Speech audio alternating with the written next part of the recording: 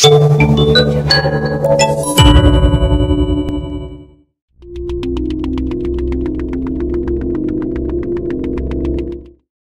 warahmatullahi wabarakatuh. Alhamdulillahirabbil alamin wassalatu wassalamu ala asyrofil anbiya'i wal mursalin sayyidina wa maulana Muhammadin wa ala alihi wa ashabi ajma'in amma ba'du. La haula wala quwata illa billahil aliyyil azim. Rabbi shrah li sadri wa yassir li amri wahlul 'uqdatam min lisani yafqahu qawli. Perkenalan, jadi saya Fuadiyati Firdausyana. Fuadiyati Firdausyana. Susah ya? Ah? Maksudnya? Firda. Namanya Fuadiyati Firdausyana, panggilannya Firda. Saya tingkat naik keempat sekarang, jurusan tafsir. Saya kedatangan 2016. Apa lagi? Dari Kediri, Kekeluargaan Gama Jatim. Udah. Antum di sini tinggalnya? Tinggalnya di Darosah. Di Darosah.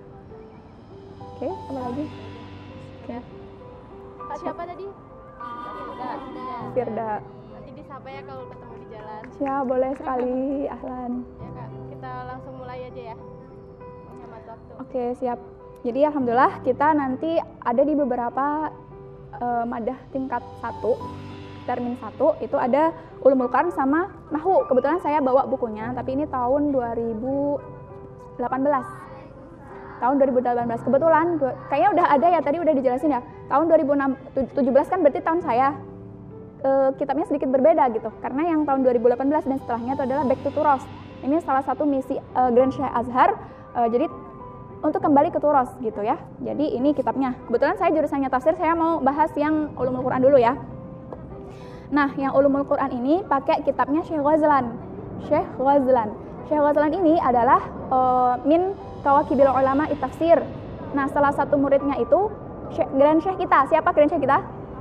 Syekh Ahmad Thayyib. Nah, Syekh Ahmad Thayyib itu adalah salah satu murid dari Syekh Ghazlan ini. Jadi ibaratnya kalau kita belajar ke kakek kita gitu ya. Kan kita kan Syekh Ahmad Thayyib ayah kita gitu kan. Nah, ini gurunya, berarti kan ibaratnya ini kakek kita gitu. Nah, ini Syekh Ghazlan. Terus beliau ini bahas tentang ulumul Quran. Kenapa sih kita harus belajar ulumul Quran gitu? Karena kan kalau misalkan kita Al-Quran nih, segala sesuatu yang berkaitan dengan Al-Quran nanti dipelajarinya di ulumul Quran, baik dari misalkan bagaimana sih penurunan Al-Quran, bagaimana Al-Quran itu ada yang maki dan madani, ada yang ayatnya turun di malam atau siang, ada yang safar atau hadar gitu kan. Kayak gitu semuanya ada dibahas di ulumul Quran. Nah, untuk mengetahui semua itu kita penting dan wajib banget untuk belajar ulumul Quran. Kayak gitu ya. Nah, terus dia ini isinya apa aja? Kalau dibahas dari pertama, dia membahas tentang masih mabadi asyroh. Kalian udah ada yang tahu mabadi asyroh itu apa? Tarif.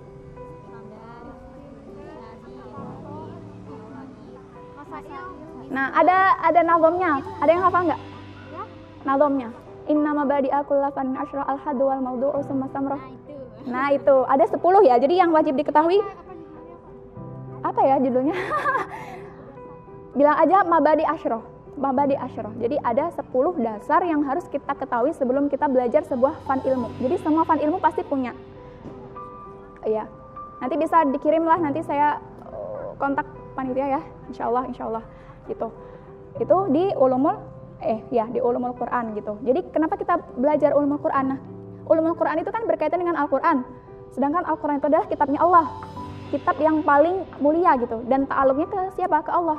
Nah, apapun yang berkaitan dengan yang mulia, pasti dia mulia juga, ya nggak?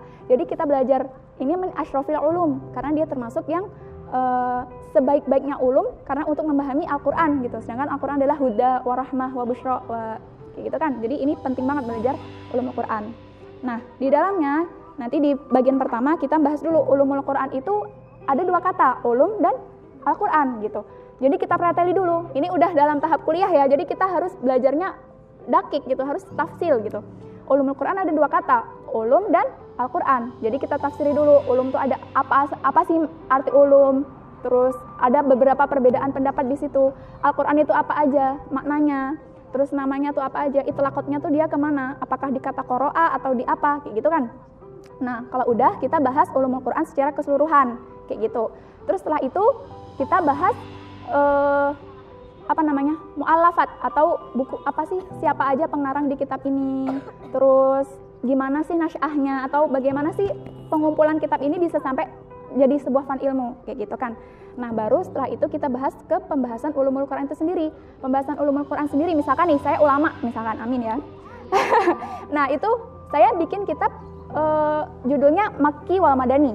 Terus ini juga misalkan membahas kitab tentang Tanzilul Quran, terus Tanjimul Quran, terus apa gitu kan. Nah dulu tuh ulama tuh kayak gitu. Jadi sebelum adanya ulumul Quran yang jadi satu, ulama-ulama itu masih sendiri-sendiri dalam membahas pembahasan tentang Al-Quran. Nah setelah jadi satu, setelah Qarn ketiga atau keempat, itu ada ulama yang menyatukan semua fan ilmu ini. Jadi satu, jadilah ulumul Quran gitu kan. Nah pembahasan ulumul Quran tuh ya yang saya tulis, yang dia tulis gitu ya. Gitu misalkan Makki dan Madani, ada yang Hadori wal Laili kayak gitu kan, itu di ulumul Quran kayak gitu. Terus metode yang dipakai sama metode kita belajar kitab ini. Kalau saya karena orangnya visual, jadi saya suka gambar gitu. Tapi mungkin teman-teman gini ya, pentingnya kalian itu mengetahui bagaimana sih cara belajar kalian, apakah dengan visual ataukah dengan audio ataukah dengan audio visual. Jadi dua-duanya digabungin. Jadi itu penting banget sebelum kalian sebelum kalian terjun di dunia perkuliahan dan ujian, biar nggak salah cara. Banyak orang yang sebenarnya dia pinter, sebenarnya dia berkompeten, tapi karena caranya salah maka nggak maksimal gitu ketika ujian. Makanya kalian mulai dari sekarang biasakan membaca dan mengetahui, cari tahu gimana sih cara kalian belajar tuh yang tepat tuh kayak gimana gitu. Nah ketika kalian sudah menemukan, nanti kalian biar enak belajarnya dan maksimal gitu, nggak buang-buang waktu gitu kan, gitu ya. Mungkin kalau di ini bisa kalian bikin mind map cara belajarnya gitu. Terus doktorahnya, insya Allah doktorahnya enak ya, doktorah ulumul Quran ini detail, tapi bisa jadi per angkatan beda sih, maksudnya beda guru, beda doktorah gitu. Tapi insya Allah kalau ulumul Quran secara normalnya insya Allah enak gitu. Itu sekitar ulumul Quran. Kira-kira ada yang mau ditanyakan apa langsung ke Nahwu? Nanti saya ceritain di belakang, apa mau sekarang? Di belakang aja. Oke, lanjut dulu ya. Oke, itu yang ulumul Quran. Oke. Terus sekarang ke Nahwu dan Shorof. Nahwu Shorof ini kan dia sebenarnya pembahasan di jurusan lughah, ya kan? Nah, di jurusan lughah dia itu emang jadi kayak madah asasi karena kita usuluddin dan kita pembahasannya tuh ada hadis, ada tafsir dan ada akidah, maka pembahasan nahwunya ini cuma dicukupkan di tingkat 1 aja. Tapi tingkat 1 ini sudah mencakup semua pembahasan. Jadi makanya tebel nih. Satu kitab ini ada nahwu dan ada shorof kayak gitu. Jadi udah jadi satu dan pembahasannya tuh menyeluruh dan lengkap kayak gitu ya. Kalau di nahwu, nanti kalau udah di tingkat 2 kita nggak akan belajar shorof, nahwu shorof lagi, tapi belajarnya balaghah dan adab. Kalau di tingkat 3 kita belajarnya udah nggak itu lagi, tapi udah fokus di jurusan masing-masing. Ada yang tafsir, ada yang hadis kayak gitu kan tadi. Nah, sedangkan yang di tingkat 1 kita belajar nahwu dan shorof, maka kita harus memaksimalkan 2 bidang ini di tingkat 1 gitu. Semua pembahasan ada insya Allah dari mulai isim, huruf, maf'ul, fa'il dan lain sebagainya, semuanya kayak gini. Nah, apalagi yang nahwu shorof ya, menurut saya karena dia pembahasannya banyak, maka ini butuh sekali ke tarkis. Sedangkan dia kayak poin-poinnya kan banyak banget, jadi harus dibikin kayak gini sih kalau menurut saya. Mind map juga.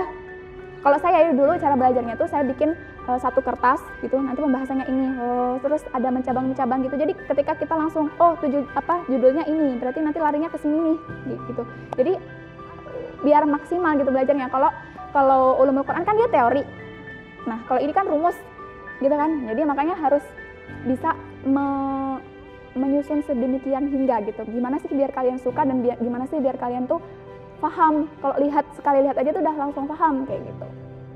Itu kalau nahwu dan shorof. Oke. Kita tutup aja ya, langsung ya. Makasih Kak udah ngasih Ya. ilmunya. Sama-sama. Nanti kalau ketemu di jalan, sapa aja kakaknya. Siap. Sharing-sharing, kalau nanya-nanya aja terus ke kakaknya gitu. Ya, boleh insya Allah. Makasih banyak Kak. Sama-sama. Semangat ya semuanya belajarnya. Ya, sama-sama saling mendoakan.